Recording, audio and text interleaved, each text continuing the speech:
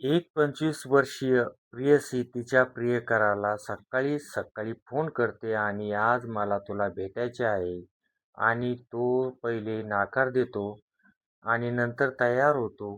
दोघे एका लॉजवर जातात आणि काही वेळानंतर त्या लॉजच्या खोलीतून ओरडण्याचा, आरडण्याचा आवाज येतो. तो आवाज ऐकून लॉजवरील कर्मचारी त्या रूमच्या दिशेने धाव घेतात आणि दरवाजा उघडून आत बघतात.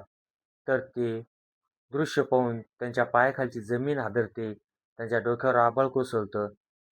असं काय झालं त्या रूममध्ये? असं काय प्रकार घडला त्या रूममध्ये, की एवढं भयानक समोर दिसलं त्यांना? बघूया सविस्तर स्टोरी. जर ही स्टोरी पूर्ण ऐकायची असेल, तर व्हिडिओ हा शेवटपर्यंत बघा. त्यावेळेस तुमच्या लक्षात येईल. याच्यासाठी जायचं आहे आपल्याला अमरावती. आता अमरावतीमधला वैजापूर इथं परिसर आहे. तिथं राहणारी एक जोडपं आहे. राजेश कदम आणि भाग्यश्री कदम. आता हे दोघं नवरा-बायको आहे. राजेश कदम हा बस कंडक्टर आहे आणि त्यांची धर्मपत्नी भाग्यश्री कदम वय वर्ष 25 आहे. आता यांचं लग्न होऊन काही दिवस झालेले होते, म्हणजे 2-4 वर्षाचा कालावधी लोटलेला होता. पण यांना काही लेकरू-बाळ झालेलं नव्हतं.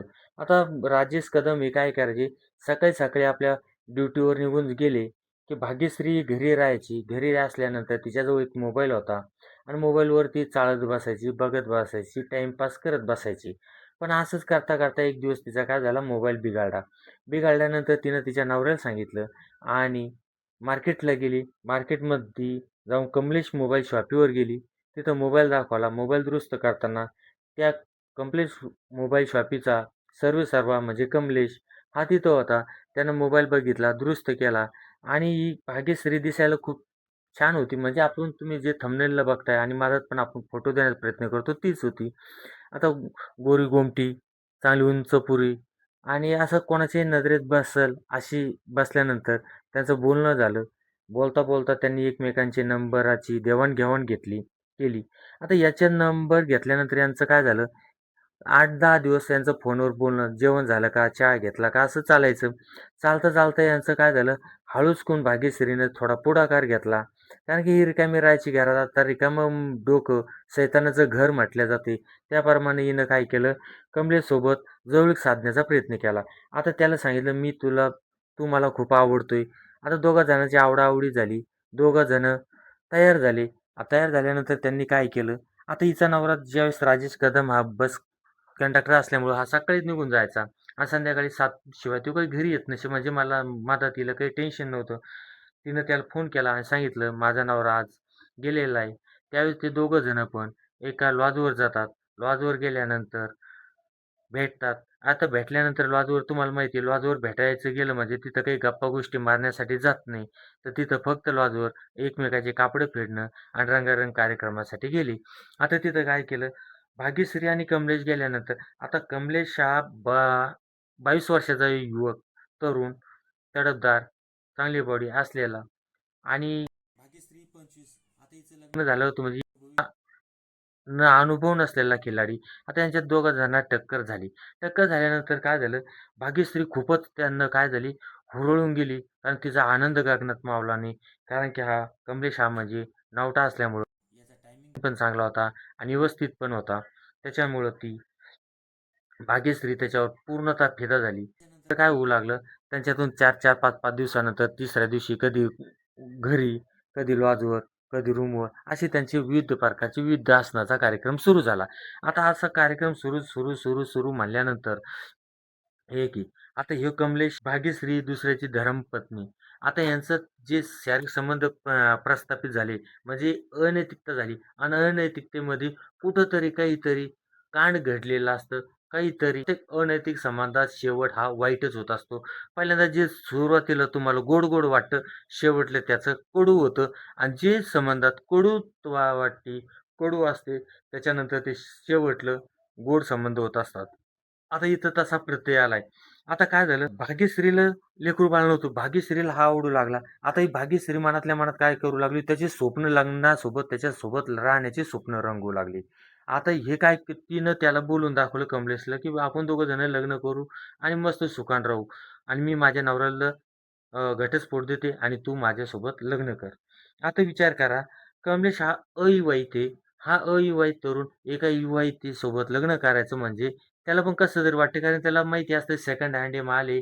कारण की ती जर नवरा सोडून आपल्या सोबत आली म्हणजे ही कोणासोबतही झोपेला असू शकते. म्हणून त्यांना आकार देण्याचा प्रयत्न केला. आता हिनं काय केलं, त्याला वारंवार बोलू लागली. आता यानं पण ह्यो पण सावध झाला आणि यानं काय केलं, तिच्यासोबतचे संबंध तोडण्यास सुरुवात केली. आता हा काय करायचा, तिचा नंबर ब्लॅकलिस्टमध्ये टाकला. ही त्याच्या दुकानावर जाऊ लागली. दुकानावर जाऊन त्याच्यासोबत बोलू लागली, भांडू लागली. यानं काय केलं, दुकान पण बंद करण्याची पाळी आणली. त्यानं दुकान पण बंद ठेवू लागला. त्याच्यानंतर एके दिवशी तिनं त्याच्या घरी गाठलं.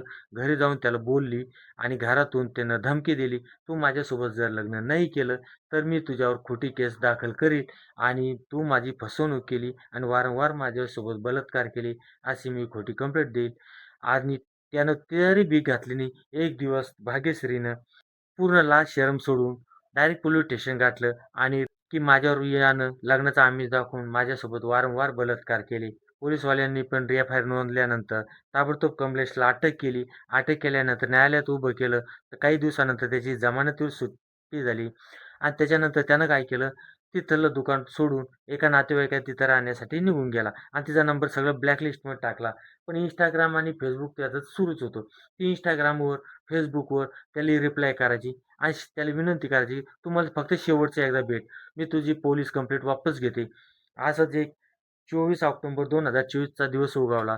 तिनं सांगितलं, विनवणी केली, की "मी तुझ्यावर केलेली खोटी एफ-आय-आर ही सर्व वापस घेते. फक्त तू मला एक वेळेस भेटायला ये. एक वेळेस आपण रंगारंग कार्यक्रम करू आणि मी तुझ्या नाद सोडून देते आणि तू पण माझा नाद सोडून दे." आणि त्याला पण असं वाटतंय कंप्लेंट वापस घेणार आहे. कशाला कोर्टात चकरा मारायच्या म्हणून तो तयार होतो आणि त्यांनी ठरवलं दुपारचे 24 ऑक्टोबर दुपारचा 1चा टाईम असेल, त्यावेळेस त्यांनी अमरावती बस स्टँड समोरील साई आश्रम लॉज इथं त्यांनी पदार्पण केलं. आता हे आत गेले, एंट्री केली, आधार कार्ड दिले, एंट्री झाली. आत गेले. आत गेल्यानंतर हिनं काय केलं, भाग्यश्रीनं त्याचा पॅन्ट काढला, बाजूला टाकला. त्याच्यानंतर त्याचे शर्ट काढलं, बनियान काढली आणि त्याच्यावर तोंडावर टाकलं आणि सांगितलं, "मी आता तुला जशी मजा देते तू बघ. मी जर माझं जर दिली, चांगली वाटली, तर तू माझ्यासोबत करायला तयार होईल लग्न, नाही करू नको." असं म्हणून त्याला पण असं वाटलं, आपली प्रेयसी काय करणार आहे? त्यावेळेस तिनं त्याचं शर्ट चेहऱ्यावर टाकलं आणि त्याचं लिंग उत्तेजित केलं. उत्तेजित झाल्यानंतर उभं राहिल्यानंतर हिनं काय केलं, ते टी शर्ट त्याच्या तोंडावर टाकल्यामुळं त्याचे डोळे मिटले गेले आणि हिनं आपल्या पर्समध्ये आणलेला जे धारदार शस्त्र होतं, म्हणजे चाकू होता, हा हिनं हळूच काढला आणि त्याचं उत्तेजित झालेलं लिंग एका झटक्यात कापून टाकलं. कापल्यानंतर त्याला वेदनेच्या असह्य वेदना झाल्या आणि रक्ताच्या चिळकांड्या उडाल्या आणि त्याच्या तोंडातून मोठमोठ्याने ओरडण्याचा आवाज येऊ लागला. आवाजाचा ऐकून लॉजवरील कर्मचारी तिथं ताबडतोब पळत आले. त्यांनी बघितलं दरवाजा आत लावलेला होता आणि डुप्लिकेट चावी घेतली आणि त्या चावीने दरवाजा खोलला. आतलं दृश्य बघितलं. एक युवक पूर्णतः बेड हा रक्ताने भरलाय. रक्त सर्व रूममध्ये सांडले. प्रेयसी शांत मनाने बसून त्याच्याकडे बघते आणि तो वेदनेने इवळतोय. हे बघितल्यानंतर तिथल्या कर्मचाऱ्यांनी ताबडतोब पोलीस स्टेशनला फोन लावला आणि त्या कमलेशला दवाखान्यात हलवण्यात आलं आणि त्याच्यानंतर प्रेयसीला तिथं धरून ठेवण्यात आलं. तिथं ज्यावेळेस अमरावती पोलीसचे कार्यदक्ष असे पोलीसवाले आले, त्यांनी पंचनामा केला आणि भाग्यश्री वय वर्ष 25 हिला अटक करून पोलीस स्टेशनला हजर केलं. आता मित्रांनो, इथं बघा, अनैतिक संबंध ठेवताना मी कधीच्या सांगत असतो, अनैतिक संबंध ठेवताना डोळे उघडे ठेवा, कानाचे पडदे पण बंद करू नका, कानं पण तेच ठेवा आणि बाजूला तुमच्या अवतीभोवती चाललंय काय प्रकार हे लक्षात ठेवा. त्यावेळेस अनैतिक संबंधात घुसा. होतापर्यंत अनैतिक संबंधापासून जेवढं दूर राहिलं जाईल, तेवढं दूर राहण्याचा प्रयत्न करा.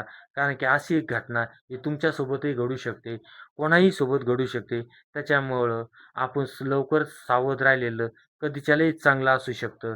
त्याच्यामुळं कारण की हा काय केलं, यानं अनैतिक संबंध खेळताना याला मजा वाटली. पण शेवटचा संबंध आणि एक लाचेपोटी की बुवा आपली कंप्लेंट वापस होईल, या लालसेपोटी तो गेला आणि गेला जे गेला, पण सर्वस्व आपलं पुरुषार्थ, आपलं सर्व तिथं तो गमावून बसला आणि काय झालं, हाती काय आलं, काही तेलही गेले, तुपही गेले आणि हाती आले दुपटणे, अशी म्हणायची वेळ आली. त्यावेळेस तुम्हाला पुन्हा एकदा सांगतो, अनैतिक संबंधापासून जेवढं दूर राहिलं जाईल, तेवढं दूर राहा. जय हिंद, जय महाराष्ट्र.